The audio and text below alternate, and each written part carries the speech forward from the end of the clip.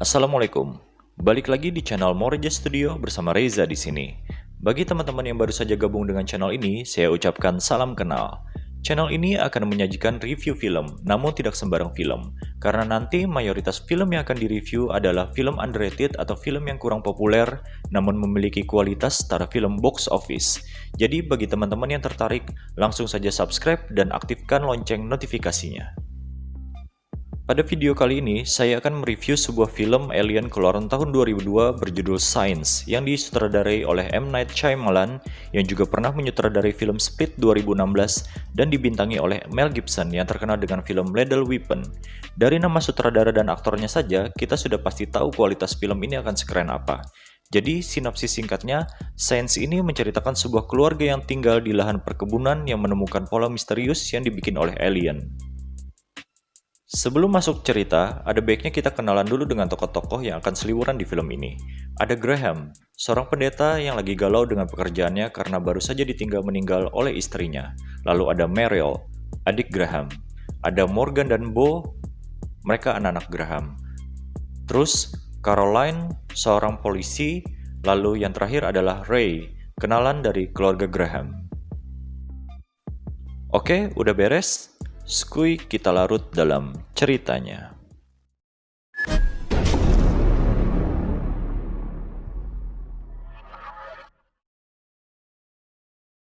Ciluk, Mbak. Graham yang baru saja bangun tidur di pagi hari tiba-tiba mendengar suara teriakan anak lelakinya. Morgan berteriak dari arah dalam perkebunan jagung. Adik Graham, Meryl yang juga baru bangun tidur, ikut mencari Morgan. Saat mencari Morgan, mereka menemukan anak perempuan Graham yang bernama Bo. Terdengar lagi suara Morgan memanggil ayahnya, tak jauh dari tempat Bo ditemukan. Morgan hanya berdiri mematung sambil menatap ke satu arah. Morgan bilang kalau anjing-anjing penjaga kebun terus saja menggonggong, lalu menunjukkan suatu hal kepada ayahnya. Graham menghubungi petugas polisi Caroline untuk memeriksa kebun jagung miliknya. Sementara itu, anak-anak Graham sedang memberi makan anjing mereka, Houdini. Pada hari itu, Morgan merasa tingkah laku anjingnya tidak seperti biasa. Di tengah kebun, Graham dan Caroline memeriksa kondisi kebun yang sudah berbentuk suatu pola aneh. Caroline bilang kemarin sore dia juga menerima telepon dari warga yang melaporkan kejadian persis sama yang dialami oleh kebun Graham. Caroline menambahkan bahwa binatang-binatang di kota itu juga mulai bertingkah aneh dan agresif. On alert. It's almost like they act when they smell a predator around, peeing on themselves and everything. Graham pun langsung berdiri, teringat anak-anaknya yang sedang bermain dengan Houdini. Dari kejauhan, Graham melihat Houdini terkapar. Sambil menangis, Morgan bilang Houdini menyerang dirinya dan Bo, sehingga Morgan terpaksa menikam Houdini dengan alat kebun seperti garpu. Malam hari saat Graham sedang menemani Bo untuk mengambil air minum, dia melihat bayangan di kebunnya. Lalu dia membangunkan Meryl. Graham dan Meryl sependapat apabila yang melakukan kekacauan di kebun hanyalah aksi pemuda jahil. Meryl memiliki ide untuk menyergap pemuda itu dari dua arah berlawanan agar tidak bisa kabur. Ide tersebut ternyata berbuah nihil. Meryl dan Graham tidak menemukan siapapun di titik mereka bertemu. Meryl pun bilang cara satu-satunya untuk menghindar dari sergapan mereka hanyalah lewat atap rumah. Dan bagaimana orang tersebut bisa naik ke atap tanpa tangga. Seketika terdengar suara dari arah belakang mereka. Nampak ayunan dan tanaman jagung bergoyang seperti ada yang berjalan di sana.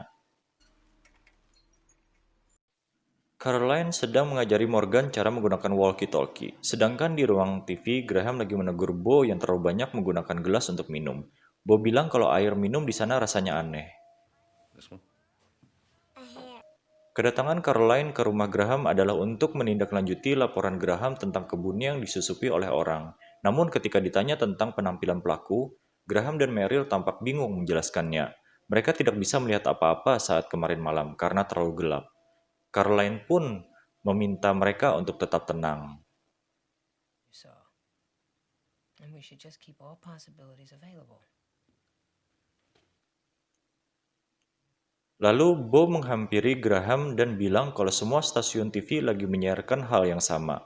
Berita di TV menjelaskan bahwa pola aneh yang terjadi di kebun Graham dan seluruh dunia adalah crop circle yang masih belum diketahui siapa yang membuatnya, entah manusia ataupun makhluk asing. It's for real. Graham mengajak keluarganya ke kota. Maksud hati ingin sekedar refreshing untuk melupakan kejadian crop circle di tempat tinggalnya. Namun warga kota juga nampak sedang ramai membahas kejadian tersebut. Saat sedang makan bersama di sebuah restoran, Graham melihat seorang pemuda sedang berjalan menuju mobilnya. Graham dan keluarganya menatap lekat pemuda tersebut. Pemuda itu pun sadar dan langsung pergi. Sesampainya di rumah, Morgan bilang kalau ada suara aneh yang keluar dari walkie-talkie-nya, dan itu bukan bahasa Inggris. Morgan mulai meracau kalau walkie-talkie-nya itu menangkap sinyal dari alien. Malam hari, anjing Graham yang lain terus saja menggonggong sambil melihat ke arah kebun. Anjing tersebut nampak agresif. Graham yang penasaran memasuki kebun sambil membawa senter. Saat berkeliling, Graham berteriak bahwa percuma saja membuat crop circle karena tidak akan ada yang memperdulikannya. Merasa hasil pencariannya nihil, Graham pun berbalik pulang. Saat berjalan, tanpa sengaja Graham menjatuhkan senternya dan senter tersebut langsung mati. Ketika mengambil senter dan berusaha menyalakannya, tanpa sengaja Graham menyorot suatu spot di semak-semak, dan nampak kaki yang refleks menghindar dari sorotan senter tersebut.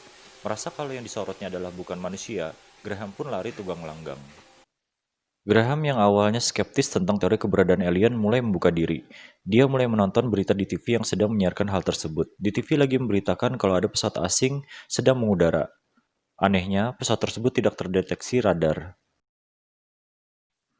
Baru saja memulai harinya, Graham sudah dibikin bingung dengan perilaku keluarganya. Meryl yang masih saja menonton berita bilang ke Graham bahwa ada yang aneh di sekitar langit yang dilewati pesawat asing tadi malam. Burung-burung yang terbang melewati area itu tiba-tiba jatuh dan lenyap, seakan menabrak sesuatu yang tidak terlihat di sana. Serupa dengan sikap Meryl, anak-anak Graham juga seperti parno terhadap teori alien yang lagi marak di seluruh dunia. Graham pergi ke rumah Ray, pria yang dia lihat sewaktu di kota. Di sana dia melihat Ray ingin pergi menggunakan mobil. Di dalam mobil sudah dipenuhi alat-alat rumah tangga. Sepertinya Ray ingin pindah. Graham mengajak Ray bicara dan terlihat noda darah di kemeja Ray.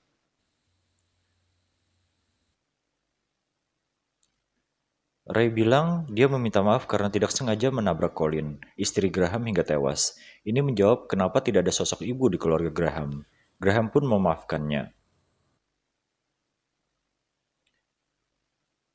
Ray bilang ingin pergi ke danau karena di sana tidak ada crop circle. Sebelum pergi, Ray melarang Graham memasuki rumahnya karena dia sedang mengunci sosok alien di sana. Berita di TV menayangkan sebuah video kiriman warga di Brazil yang berhasil merekam dengan jelas penampakan alien, dan video tersebut bukan rekayasa. Meryl pun terperanjat. Seperti biasa, rasa ingin tahu selalu saja mengalahkan rasa takut. Graham yang penasaran pun memasuki rumah Ray. Dari bagian bawah pintu sebuah kamar, Graham melihat sekelebatan bayangan. Graham berbicara pada sosok di balik pintu itu namun tidak ada jawaban. Di kota-kota lain di dunia mulai bermunculan cahaya-cahaya misterius di langit. Cahaya tersebut muncul tidak jauh dari crop circle yang dibuatnya. Morgan bilang mungkin ini adalah saat makhluk asing tersebut menyerang bumi. Meryl menimpali bahwa ini adalah Perang Dunia Ketiga. Pembawa berita di TV mengabarkan bahwa ribuan orang mulai berbondong-bondong menuju tempat ibadah, seakan sebentar lagi akan terjadi kiamat. Saat makan malam, suasana di meja makan nampak tidak begitu baik. Semua anggota keluarga nampak tegang. Morgan menyarankan agar berdoa dulu sebelum makan, tapi Graham menolak lalu marah-marah.